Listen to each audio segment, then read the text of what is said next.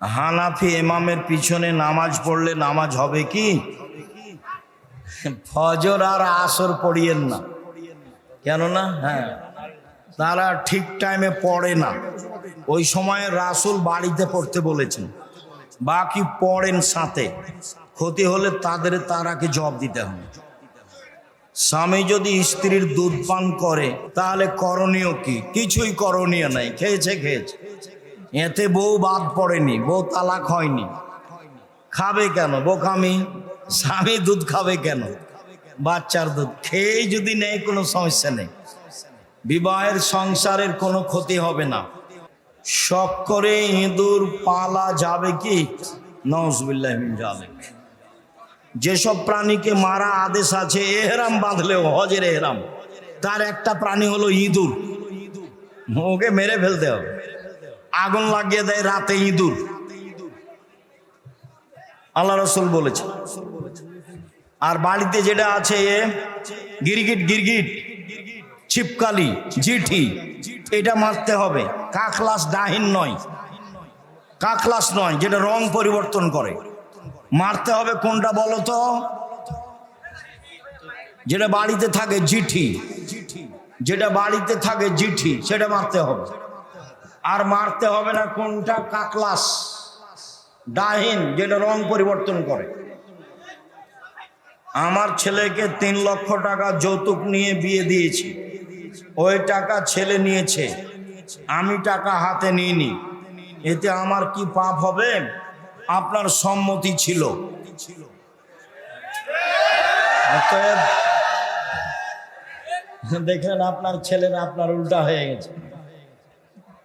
এইগুলো ছেলে আপনার ছেলে নয়, ভাতিজা না, আপনার ভাইয়ের ছেলে। টাকা ফেরত দিতে হবে।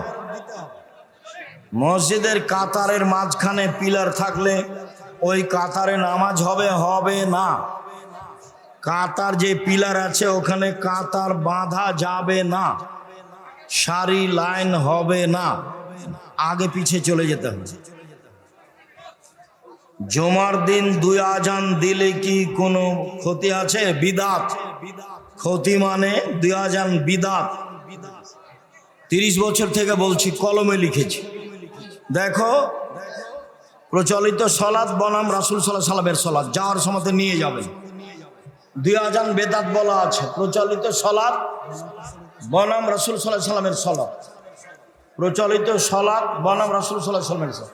আল না হলে আব্দুর রাজ্জাক ইউসুফের লেখা নামাজের বই, আব্দুর রাজ্জাক বিন ইউসুফের লেখা কোন বই? নামাজের বই, তাহলে পাওয়া যাবে। দ্বিতীয় বিয়ে করতে গেলে কি প্রথম বড়ের অনুমতি লাগবে? জি না। এদেশে দ্বিতীয় বিবাহ করিয়েন না, খালি ঝামেলা, খালি মারামারি, মাটির সমস্যা। শান্তির চেয়ে অশান্তি বেশি।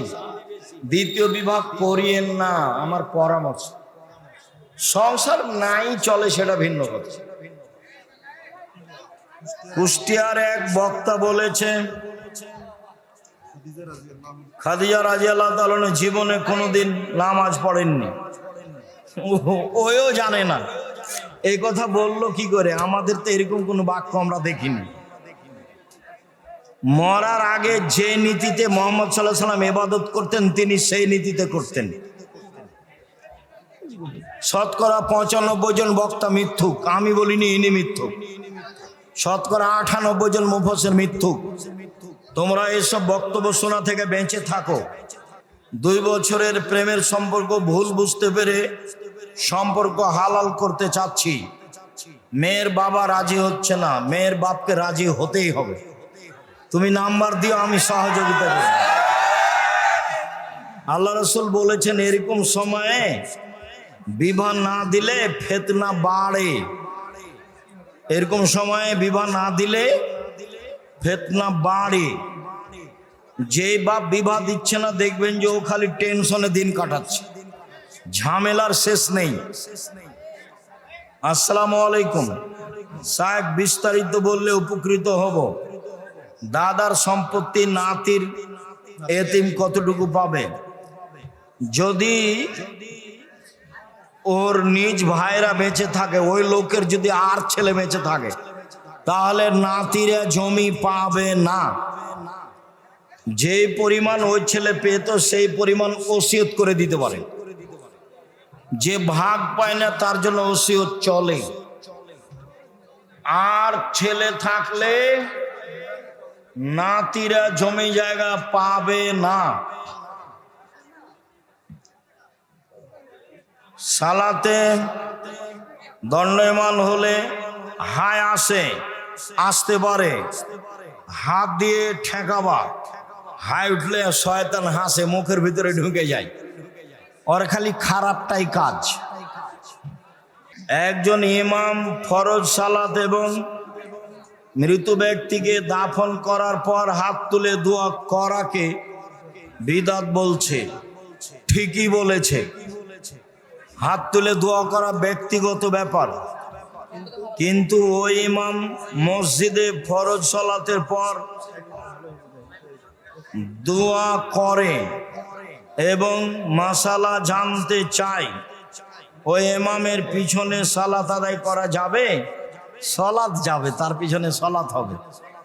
তোমরা ইমাম পরিবর্তন করো, কিন্তু তার পিছনে সালাত হবে না এই কথা নয়। তবে উনি যেহেতু বেদাত বলেছেন, তার করাটা একেবারেই মানায় না। আচ্ছা যাক, কোনো সাধারণ লোক হবে, তোমরা তাকে ইমাম বলছো, আসলে হয়তো বা ইমামের যোগ্য নয়। হাত তুলে দোয়া করার অনেক হাদিস আছে, দেখো বই আছে আমার, দোয়ার উপরে আইনে রাসূল দোয়া অধ্যায়, অনেক হাদিস আছে হাত তুলে দোয়া করার। 14টা স্থান আছে হাত তুলে দোয়া করার। এমন আছে যে খালি হাত ফিরিয়ে দিতে আল্লাহ লজ্জা পায়, দোয়া করা উচিত। সম্মানিত দিনী ভাই বোন, আজকে কষ্ট করে অপেক্ষা করছিলেন, প্রায় মানুষ চলে গেছে বেগতি দেখে, ভাবছে যদি বৃষ্টি বেশি হয় তো বউ ছেলে মেয়ে নিয়ে কেমনে যাব, চলো আগেই যাই। তো ভাবাটাও ঠিক আছে, আপনারা কষ্ট করে কিছুক্ষণ থাকলেন, আমি আপনাদের আন্তরিকভাবে শুকরিয়া আদায় করি। জাযাকুমুল্লাহ খায়র। আল্লাহ আমাদের যারা মারা গেছে তুমি তাদের কবরের শাস্তি মাফ করো, আমরা যারা অসুস্থ তুমি তাদের আরোগ্য দান করো, আমরা যারা বেঁচে আছি তুমি তাদেরকে তোমার রাসূলের পদ্ধতি অনুযায়ী চলার তৌফিক দান করো।